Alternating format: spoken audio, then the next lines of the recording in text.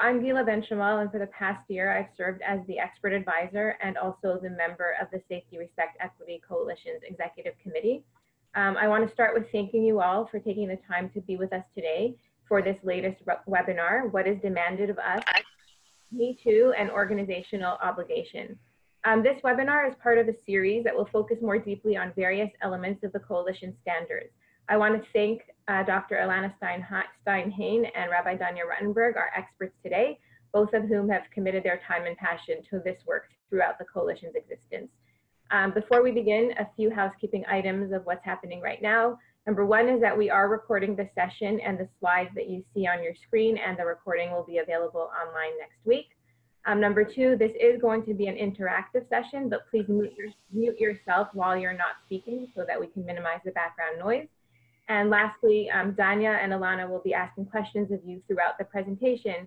If you have questions for them, please make use of the chat box and put your questions there.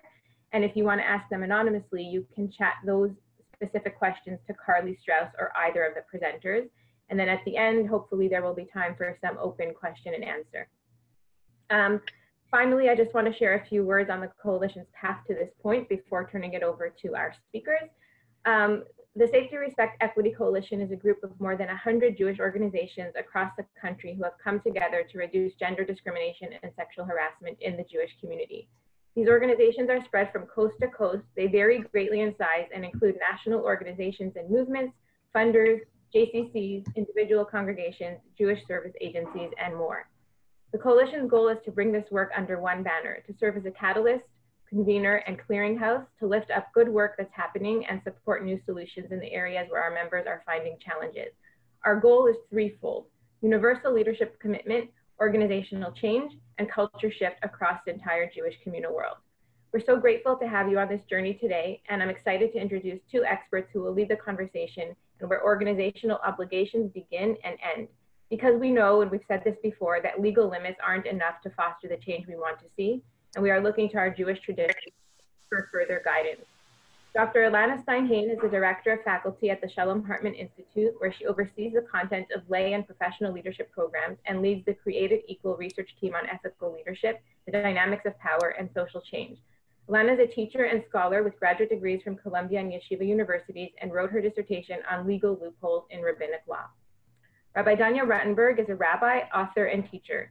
She writes about the messy business of trying to be a person in the world and how spirituality can inform and transform that work. She was named by Newsweek and the Daily Beast as one of 10 rabbis to watch, and the Forward as one of the top 50 most influential women rabbis. We're so happy to have her here with us today. Danya and Elana, let's dive in. Go for it. Thank you all for being here. Thank you all for making time on a day when I imagine there are many, many pressing issues on your list, and for choosing to prioritize spending a little time thinking about the Jewish framework for some of our work together around creating safer, more respectful, and more equitable workspaces and communities. So when Elana and I were talking about what to do, we were asked very kindly, and very grateful to the folks at SRE for inviting us to do this webinar. It was like Jewish values and could be a lot of things, right? We could have talked about tshuva and perpetrators. We thought for a while that maybe we would be looking at trying to make sense of gray area cases where it's not totally clear how we evaluate it. There were a lot of layers. And then we had this amazing gathering in New York a couple of weeks ago. And I walked out of that and said, listen, we need to be thinking on the systemic and institutional level. And there's so many ways that this plays out in personal and interpersonal. There's so much that Judaism could teach us about the personal and interpersonal dynamics here. And I think those are conversations we can and should continue to have. And we thought it might be valuable to be thinking about not just individual obligation, but organizational obligation, and what really is asked of us in terms of creating the kinds of spaces, organizations, and communities that we really hope to have moving forward in the future. So We changed around what we were doing, and now you've got this, and hopefully it will be illuminating. So I want to hand this off to the good Dr. Stein Hain to start us off. So, hi everybody. Please excuse my throatiness at this moment. Carly, if you could turn to the slide, that would be great. Please excuse my throatiness. I'm going to do my best. I'm speaking to you from Jerusalem at 8 p.m. And I want to repeat a formulation about what I think we're doing here that I mentioned at the SRE executive committee meeting, or the membership committee meeting the night before the SRE conference started, which is, I really think what our job is now in many ways is to set the Torah of what the Me Too moment is going to be, a Torah that we're going to be able to give to the next generation. And so my goal tonight is to bring Torah into the conversation, not for the purpose yet of having answers, but for the purpose of raising some important questions. As Danya said, there is actually, I'm going to put it less as what we've been thinking about and more what the Jewish community has been preoccupied by. We're so preoccupied by the question of perpetrators. We're preoccupied by the question of who's allowed to be taken down. We're preoccupied by the question of how to take them down. We're preoccupied by the question of how are people using their power. What we aren't yet preoccupied by is the question of what is owed to victims and potential victims. So to start thinking about a Torah of what is owed to victim and potential victims, what I wanted to do just to start us off is to look at three different biblical verses, to think about what are some questions that arise when we look into Jewish tradition and the way that it thinks about who is responsible for things that go wrong. So the first verse that I want to look at is actually a verse that if you read it in context, if you read it in biblical context, you would not think that it's about what I'm saying at all. But it is what rabbinic tradition has, the way rabbinic tradition has read it. It's actually the verse, as in the foundational verse for the question of personal responsibility for oneself. So what you see in front of you is Deuteronomy 4, verse 15, part of a pasuk, part of a verse. V'nishmartem ma'od l'nafshotechem. Be very careful regarding yourselves. Now, of course, the particular context of this verse is a context that's talking about something that has nothing to do with taking care of yourself per se. It's actually talking about being careful not to assert that God has some sort of body, or that there are images that exist in the world as powers beyond God. But actually, the way that Jewish tradition through the rabbinic lens has taken this verse is to mean that it is incumbent on each and every one of us to take care of ourselves. And I think that as we think about that, take care of yourselves. Sometimes when we say take care of yourselves, we don't think about what is required in order to make that happen. And oftentimes the conversation about gender equity, by the way, as well as Me Too, has been, okay, take care of yourself. Make sure that you don't go to a meeting without someone else present to meet with that particular donor. Or make sure that you're not in a particular place in a particular time. In other words, the onus in many ways is very much upon the person who is the potential victim or who is the victim. Now, I have to tell you, this verse is not actually even taken to talk about victimhood. It's merely taken rabbinically to talk about the way that a person makes sure they get enough sleep at night, the way a person makes sure that they eat, that they take care of themselves when they're sick. But I'm trying to bring it into this context to serve as some sort of baseline of responsibility that each one of us has. And what's amazing is the reason I had to bring it is because I actually couldn't think of any other biblical text that puts the onus on the individual for their own safety. Actually, most of our biblical texts go in the direction of putting the onus on someone else for people's physical safety. And so I want to look at the second slide, because I think that what the second and the third slide do, or the second and the third verses that we're looking at here do, is they actually start to look at what does it take for a person to be safe? It doesn't just take for that person to be careful. It doesn't just take for that person to watch out. It actually takes other people to watch out for them or not to put things in their way that will serve as obstacles to their safety or will serve as danger to them. And so when we look at Leviticus, when we look at Vayikra, chapter 19, Lo tekalel cheresh, do not curse the deaf. In other words, somebody who cannot hear you, they don't know that you're harming them. You can't harm them. There's nothing you can do to prevent someone else from cursing you if you're deaf.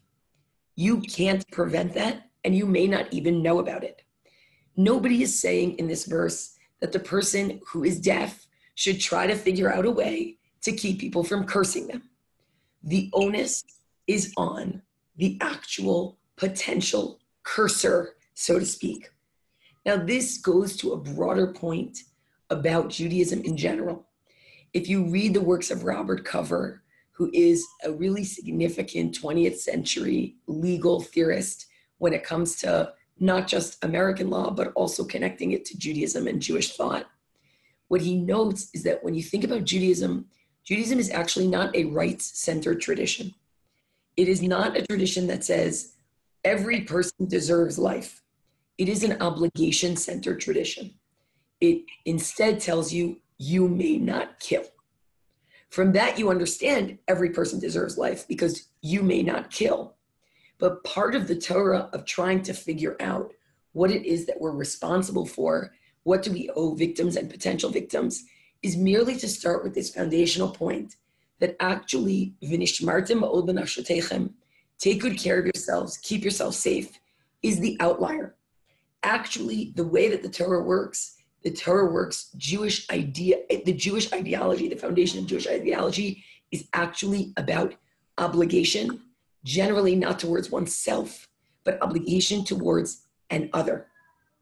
The verse that we're looking at continues, V'lifnei iver lo titein michshol. You should not put a stumbling block before the blind.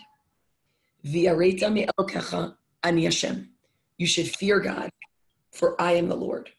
So let's talk about this. What questions does something like, and you shall not place a stumbling block before the blind, what questions does that raise for you? And remember, no question is too small, no question is too large, no question is too philosophical, no question is too unphilosophical. But I'm using this as the baseline version of what it means to be obligated to a potential victim, which is you shall not place a stumbling block before the blind. Does this raise any questions, any ethical questions, any particular questions about the verse? And here I really am looking for your perspectives, and please don't be shy. Feel free to use the chat box or to speak up. Yeah.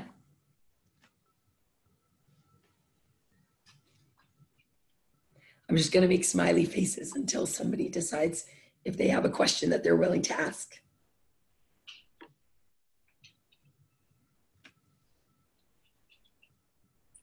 Yes, Joy, I see you're moving. So if we think about the blind as not physically blind, but maybe innocent. So do not place a stumbling block before those who might not know better, or are new to the situation, or haven't been exposed to this before. Then how might we help them by not putting a stumbling block before them, by allowing them to go in pairs to a donor visit, or on and on and on? Great. Let's start with this. Let's start with the very physical reality of placing a stumbling block in front of a blind person. Let me ask you a question. If there is a sidewalk that somebody who is blind has to be able to get up on, but they can't see it, is that a stumbling block? Are you placing a stumbling block? Some very basic questions here are, what does it mean to be blind? And what does it mean to put a stumbling block before someone?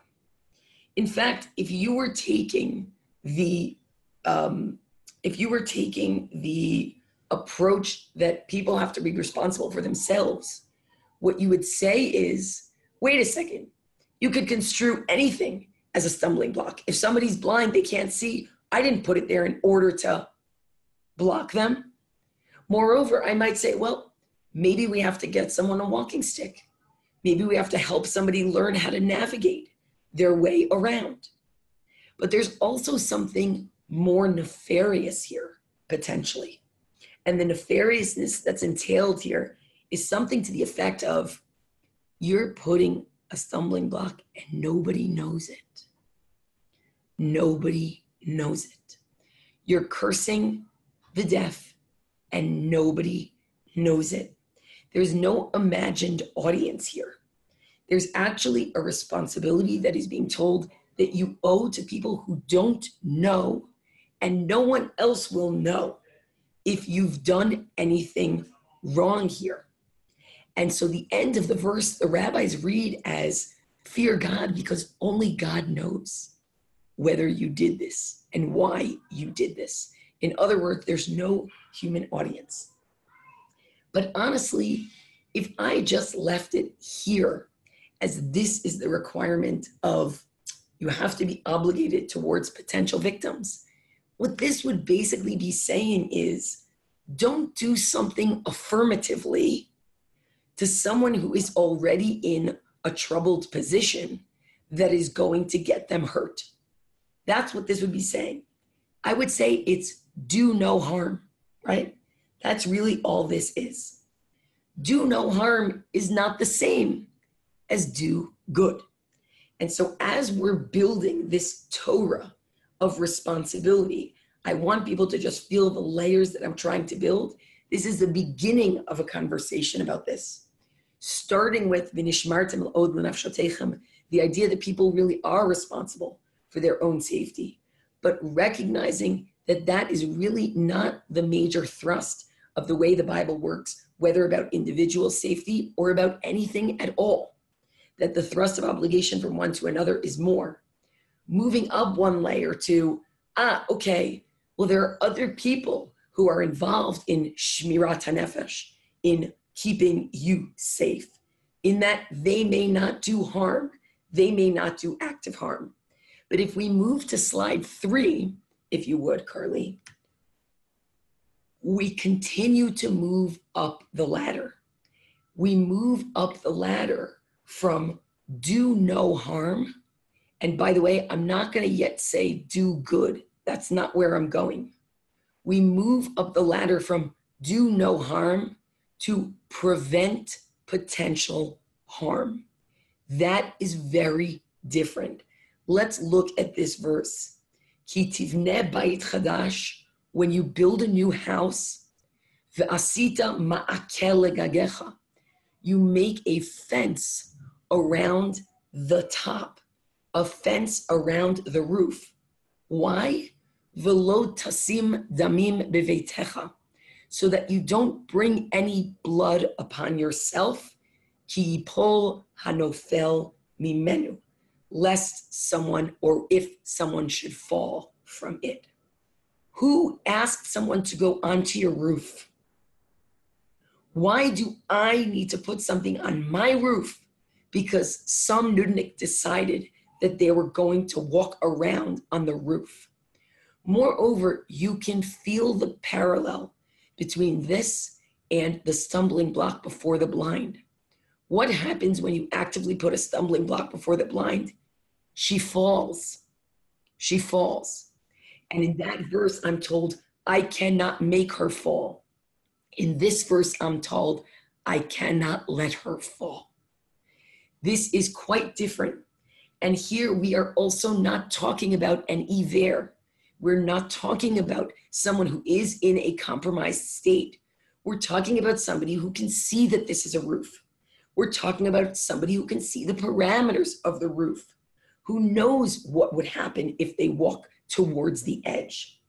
But my concern is not that I say, and I would call this a very legal approach, would be to say, it's not my problem if somebody who is aware and conscious of what they're doing and is aware of the danger, walks into it, that's not my problem. It's not like this is in my living room. This is on my roof. And yet what the Bible does is the Bible says to us, no, no, no. If you have a bayit, if you have a home, your responsibility, the same way you put up a mezuzah, which tells you something about what that home is, you put up a ma'akeh, you put up a parapet, you put up a fence, which tells you something about what that home is. There are other layers we could continue adding to this and moving up the ladder. For example, there are other verses that I didn't bring you here because we're on an hour-long webinar and we're just starting this process of trying to figure out what are the sources and what are the deep ideas and what's the kind of hierarchy of values that we're trying to build here. But for example, the Torah in Exodus, in the Parsha of Mishpatim, talks about what happens if there is a fire that was caused by you and it goes out and impacts other people's crops. Guess what? That fire could have been a fire you were lighting for your fireplace, and it got out of hand and there it went. And it's no longer even in your house. We're not talking about the parapet for your roof anymore. We're talking about something that could go off of your property. Or better yet, you make a bore, you make a pit in the public thoroughfare. Perhaps you're doing it because you're searching for water. Perhaps you're doing it because you're hiding something in there. And someone falls in it because they're not paying attention. There's a big hole in front of them and they're not paying attention. Whose fiscal responsibility is it to take care of the damages that that person suffers as a result? And so what we can see is that there is plenty in Jewish thought already at the biblical level. There's plenty of Jewish thought that pushes in the direction of trying to figure out what are the layers of obligation and responsibility, not only after the fact, but actually prophylactically, actually before the fact, in order to make sure that you have a house that is not going to have blood in it. And what does it mean to have that mindset? And not just the mindset of people are responsible for their own actions, and not just the mindset of, well, after the fact, I will do something. This makes us responsible before the fact. Before Danya takes over and moves on to the next piece, which in some ways does speak to after the fact, I want to see if there are any questions or issues that are raised by any of this, just so that it's something that starts to inform the way that we think and the way that we talk about this stuff. And no pressure. Just if it's something that's I have a question. Yes, who's that? It's Steph. Hi, Steph. Hi. I'm struck by the framing around it being a new house and what the responsibilities are if you inherit an old house. Absolutely. So actually, the Gemara, the Talmud talks about that. And if you inherit an old house, you also have to put it up. But let's also talk about the fact that when you inherit an old house, it's much harder. Because usually you don't inherit the old house. Yeah, if we're talking about a house, you inherit the old house. But if we're talking about an organization, you walk in there, you find out they don't have a makeh up, or their makeh is too short. It's transparent. There are holes in it. How do you become the person who is enough of the homeowner, or gain a consensus among them, create a culture that says, this is not a one-time requirement.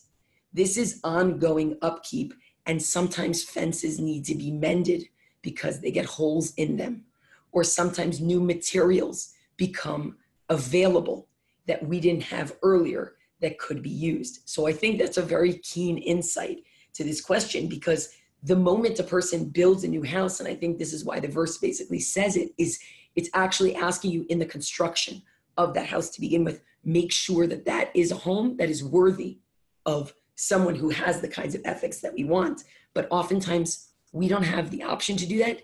But also oftentimes when you start a new organization, you're also saying, we'll push that to later. We don't have to deal with that right now.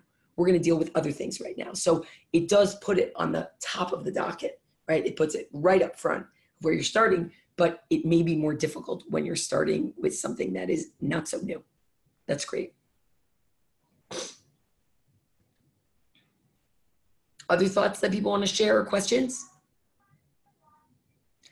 So I'm going to turn it over to Danya to take another piece, right? If the piece that I was trying to do is establish an obligation-centered approach that has layers to it and levels to it and has an appreciation of potential harm and has an appreciation of responsibility that's even in potential. So Danya is going to take us to a different place that is parallel but goes slightly differently. Danya. Oh, you're on mute, Danya.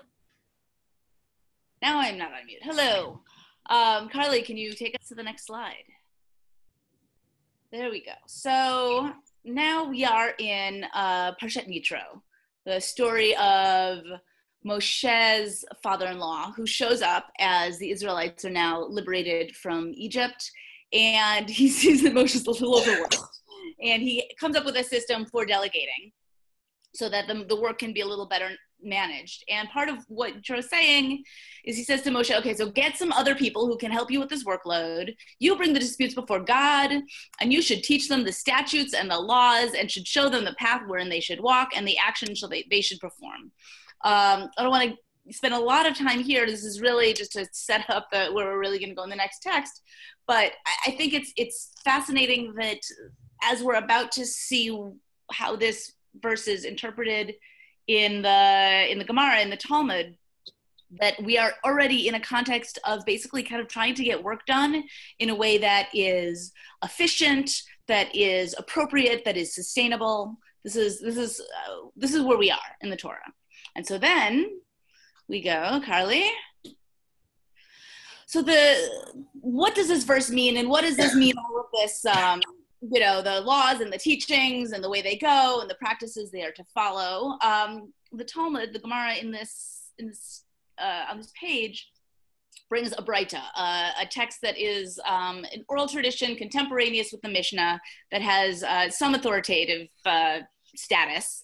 And they go through, and we're not going to do all of it, but they go through all of this is what the laws and the teachings mean. This is what it, this is this. And so they must perform this one little piece of this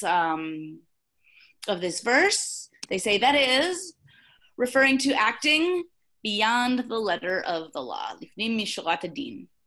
Okay, and then we get a story. A saying. As Rabbi Yochanan says, Jerusalem was destroyed only for the fact that they adjudicated cases on the basis of Torah law in the city. The Gemara asks, rather, what else should they have done? I mean, what do you mean Jerusalem was destroyed because Jerusalem was destroyed because they interpreted law based on the Torah? That doesn't, aren't we supposed to adjudicate law based on the Torah? What are you talking about?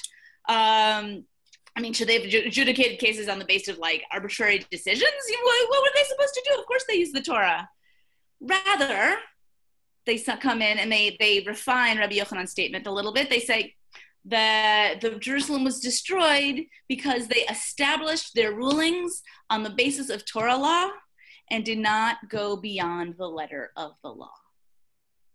They did not go Mishurat Adin. It's not enough here just to do what the Torah says. And there's this sense of, what is it to go beyond the letter of law? Does that mean that we're not supposed to look for loopholes? Does that mean that we're supposed to have a more expansive attitude towards interpretation? I think there are a lot of ways that this text has been taken and that this concept is taken. But the general idea here is that there's a question of it's not enough, right? Sticking with what the Torah is telling you to do, even. And I think Elana laid out very beautifully that what the Torah is asking of us is to make sure that we are taking care of victims and potential victims, right? Making sure that people don't stumble if they're not able to see where they're going, right? Making sure that if someone is on a roof, even if they're able to see, right, that if there's any sort of security that needs to be taken care of, that we have all of these fences already set to hold people. And here, the Talmud is saying that's not enough, right? That it's not enough to just have good HR policy, right? It's not enough to just have basic protections. It's not enough to just have trainings. Like if we talk about a victim-centric model, the version is we make sure that we're not sending people out to stumble. And the second is we're making sure that nobody's going to be in danger of falling off that roof. But even so, if we really believe in transforming our cultures, doing the bare minimum that is demanded of us isn't even enough. And I think it's really telling that this isn't just saying, hey, you're supposed to do it. Jerusalem was destroyed, right? The temple was destroyed. There's another famous reason that we're often given for why the temple was destroyed, sinat chinam, baseless hatred. And you can ask, is there some way that trying to stick too closely to what our lawyers say we have to do in order to be technically relieved of our obligation is akin to baseless hatred, right? Because it's not focusing on care, it's not focusing on compassion, it's not focusing on asking bigger questions, but rather just getting ourselves off the hook. And the texts are not taking that lightly. Victim-centric approach truly is about more than just having the fence. So I'd like to now make use of, either people can feel free to speak up or make use of the chat box. Like, what does this mean for us in our organizations? What would it mean in the context of this work to go beyond the letter of the law? What is a way, both when we're thinking about prevention and when we're thinking about possible situations where maybe something has come up, what would it look like to be Livnim Mishurat Adin in creating an SRE culture? People have thoughts, suggestions? What comes to mind?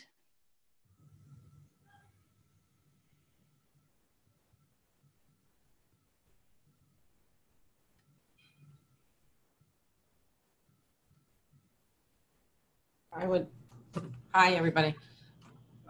I think part of this is understanding that even if in this case, the victim, call her the victim or however you want to do it, is not speaking out and has not articulated an issue, but is in distress, and you need to go beyond the complaint that she may or may not make, and by being supporting that person to provide a container for them to be able to step forward. Great. I think we have so many hidden examples in our organizations of people who are suffering in silence. But if you're aware of something, or if you've witnessed something, you are not the person perhaps themselves, what is your role and responsibility to go beyond the letter of the law, let's say, in terms of raising this up either to a supervisor or to the person or to the perpetrator, any of the above. So, I just am thinking in terms of what kind of environment have we created or are we creating that would allow for safety and candor and openness. Great, thank you. Other folks? Joyce says, providing not only the context and the rules as in HR, but also access to private counseling and confidentiality of reporting. Right, and again, it's not just did they report to HR, didn't they, but giving people space to be able to report anonymously, and access to private counseling is very, that's Mishurat Adin, right? That's saying, not just that, you know, okay, you did a thing, and so technically we've managed to check this off a list, but it's saying that your safety is important to us, your mental health, right? Your peace of mind, your ability to come and feel okay really matters to us, and it's something that we're going to invest in, right? I mean, every choice an organization makes, almost every choice an organization makes has a budget line attached to it, right? And so you have to be able to make those choices and to say this is a priority. What else? What are other things that it could look like in either in prevention or in when something comes up? You know what's, I don't know if haunting me is the right word, but something that has been echoing in my head ever since I watched the conversation between the person, remind me of her name, who started Time's Up. What's her name again? Jen Klein. Yeah. Jen Klein and Sheila Katz, where she said that the minute she lodged her complaint against Steinhardt, it ended up putting her at odds with Hillel International. And there's something in that moment where Hillel can choose to go according to the din, according to the law, and say, look, sorry, we're on opposite sides of this now. But instead, what she describes is their decision to try to help her however they could, despite the fact that this was actually done, to the degree that they paid some of her legal fees. That this was actually, that I think is a great example of lifnim mishurat hadin. They didn't, according to the law, they could have just said, that's it, we're not responsible. Yeah, and there's, do we care about you is the underlying question, right? And they you know, Mishurat Hadin also means that we're not worrying about PR to the same extent, right? Are we like, who's in charge here? Is it HR or PR? I think that's a great example. Daphne brings in that she's talking about the Igla Arufa, a case when a murder is discovered and we're not sure who's responsible.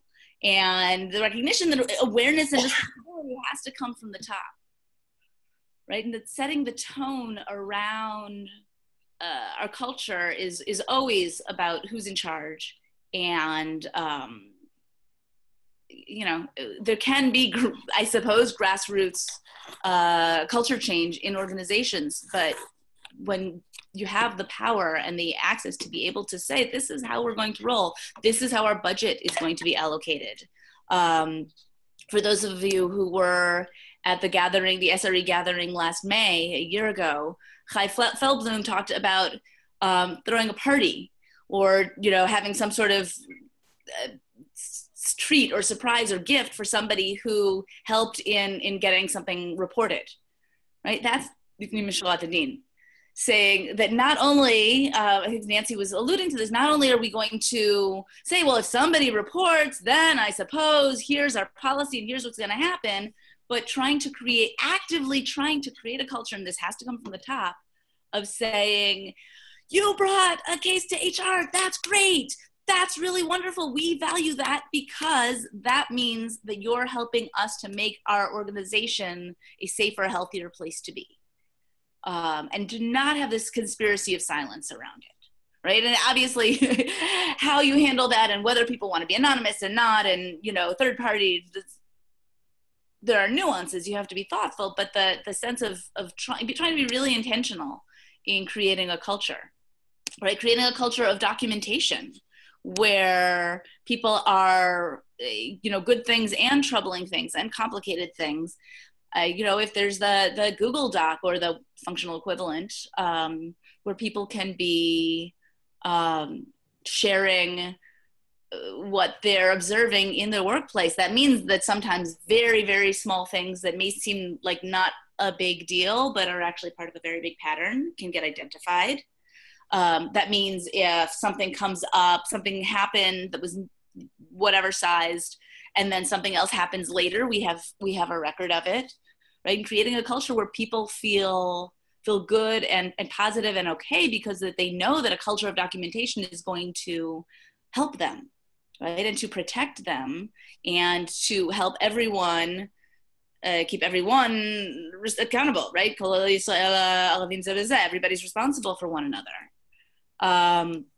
What does it look like when we're talking about organizations that are going to really make salary questions and analysis a major priority, right? And what are the ways that you can do the sort of basic work around looking at salary, and what would be the thing that would be the extra mile, and what could that involve, right? And we started talking about like policies that worry not just about justice but about care, right? And sometimes it may be counseling, sometimes it may be paid time off, right? Not only what do you technically owe the victim, right? What is your lawyer saying that you have to give to the victim, but what do they need? And what is within your capacity, what is possible to help make it possible for them to get that? Other suggestions, other things that this could look like, either in our organizations or in the broader Jewish community? So when we think about this idea of going beyond the letter of the law and really thinking about the ways, what is really demanded of us is this universe of obligation, but not just. And that if we stick in this universe of only like, what do we have to do, without thinking about how we need to, how we need to be extended. We're as well as letting the temple get destroyed, right? We are destroying our communities if we stick with a merely sort of formalistic framework, right? And then we've got this text, as we talk about this, that I at least find very powerful. Also the Talmud Brachot, which asks kind of a profound, kind of mind-blowing question, right? What does God pray? This is in the context that we're talking about prayer, and what does God pray? Like, does God pray at all? Evidently. Rav Zutra Bartovia says that Rav said, this is what God prays. May it be my will that my mercy will overcome my anger. May my mercy prevail over my other attributes. And may I conduct myself towards my children with the attribute of mercy. And may I enter before them beyond the letter of the law. I think that from what I've seen, we're not yet at a place of thinking about mercy in the broader conversation about Me Too. Totally understandably, we're talking about justice, and we need to be. We need to keep talking about justice until justice is served. But I think organizations are still really scared.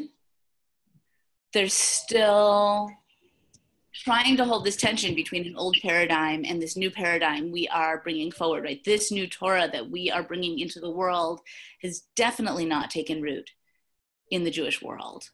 It is not, I mean, this is something that I think a lot of the organizations that are part of SRE are still trying to figure out how to absorb and how to own fully and how to live out and what that looks like in the day-to-day.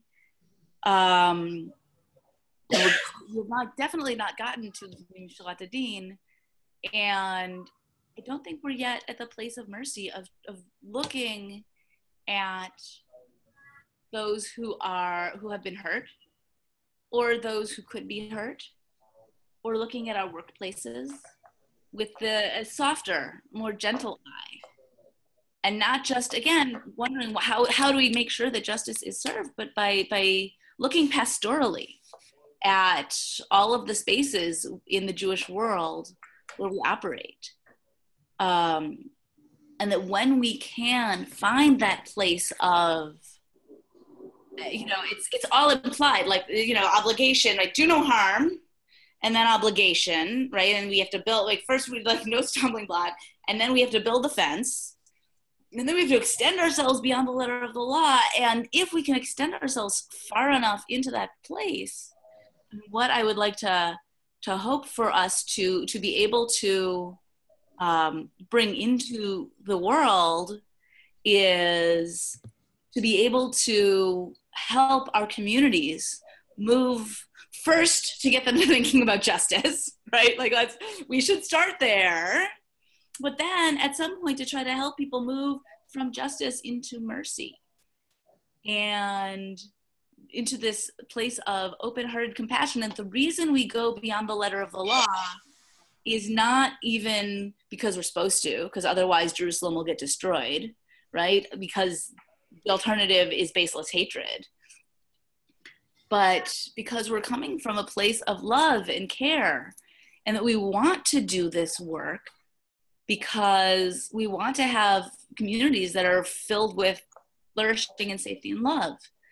And I might offer that when we're able to think about creating spaces that are not only just getting to the letter of the law, but transcending that we are meeting God where God prays, right? That we have both an interpersonal and a theological obligation here, right? This is both about ben adam lechavero, like be a human being and another human being, but it's also about ben adam makom. And that this work is not just our work down here taking care of each other, which it obviously is, but that this is part of our service to and engagement with the divine. And so I want to bless us all that we find ways for let that anger drive us, let that anger move us, and let us find the ways that we can then have it grow into mercy. And that we can create spaces of safety, respect, and equity that transcend just mere obligation. So I'm going to hand it off back to Elana to close us out. Yeah, I just want to add, a quick thought about this concept of lifnim mishratim, of doing things within the letter of the law, because something about it that actually has a subversive quality that I think is worth talking about as somewhat of a dilemma in two senses. The first is that lifnim mishratim actually literally means within the line of the law. It does not literally mean beyond the law. It means within it. To the extent that you could imagine that the law allows you to go up to here, what lifnim mishratim says is, don't take everything you deserve. Just go here. That's literally what it means. So even if you are entitled to this, only take this. And there's something that is so subversive about Danya using that here, because our communities tell victims that. Meaning our communities tell victims, don't take all the way up to here. Just take here. What would it look like if we told our organizations, don't take everything that you are afforded, every technicality, every excuse, every shield protection, and I love HR versus PR, but actually stop short of what it is that you could do. There's something very subversive about that because it's been very one-sided to this point. And the second thing that I wanted to say is about that Gemara that's talking about Jerusalem being destroyed. The question that Gemara asks about, what do you think? Of course they're going to go by the law of Torah. What do you want them to go by? The law of arbitrariness? what the law of arbitrariness there actually is referring to, it's referring to law that's made by untrained arbitrators who don't know what they're doing. And there's something about telling people to go lifnim mishurat hadin, that not to go all the way to what they're owed in a very litigious culture in which we live, where they're turning and saying, yeah, well, what arbitrary rule are you going to make up next that I need to do or that I need to follow? Look, the law is the law, and that's very clear. And so I think that what we're trying to present tonight, or today for the rest of you, tonight for me, today for you, what we're trying to do is we're trying to ask, what are some of the dilemmas that come up around the possibilities of turning our organizations into places that feel a sense of obligation? So some of the questions are, some of the dilemmas are, what are the individuals responsible for and what is the organization responsible for? So v'nishmartem od lenafshotechem. Take care of yourself. Another dilemma is the question of, well, what's considered a stumbling block? And what's an obstacle? And what's just the normal way that things work? Another dilemma is, well, didn't you know that there was a roof there? I have to tell you that this is a roof and you're going to fall off of it. And yet another dilemma that Danya brings to us is this question of creating a culture that does not feel arbitrary, but is guided by some deeper value of care and concern, and yet somehow has some predictability to it. And I think that too contains an element of dilemma in it when you're trying to figure out what your laws are going to be. What does it mean to think about the possibility of creating a culture that goes beyond those laws? Not such a simple thing to do. And so what I hope we're going to be able to do as people who are thinking about this is to take some of these dilemmas, take some of these questions that are posed the same way we know that justice is important, that when somebody misuses their power, that has to be said and it has to be noted. But we have to figure out what are the dilemmas in doing that, and we have to be thoughtful about it. So what Danya and I are presenting are the other side of the coin, or is the other side of the coin. We know that we have an obligation to protect. We know that we have an obligation to protect even the potential victims. But what are some of the dilemmas that come up there so that we can do it in a way that actually is effective? We can do it in a way that actually takes into account some of the real concerns that people have about trying to create that kind of culture. So thanks so much for going along on this ride with us. And, you know, we're always available if people want to talk further in terms of deepening some of these ways of thinking. And thanks to Hila and to Carly for this opportunity. Thank you all. Thank you so much for being part of this conversation, and looking forward to receiving this new Torah alongside you. Yep. I'll just take a moment to close it out on behalf of coalition, since I know we are at the end of our hour together. Thank you so much, Danya and Elana, for this wonderful teaching. Thank you all for being here with us. I hope you are all leaving us feeling like you can ask good questions. But thank you all, and have a good rest of your day.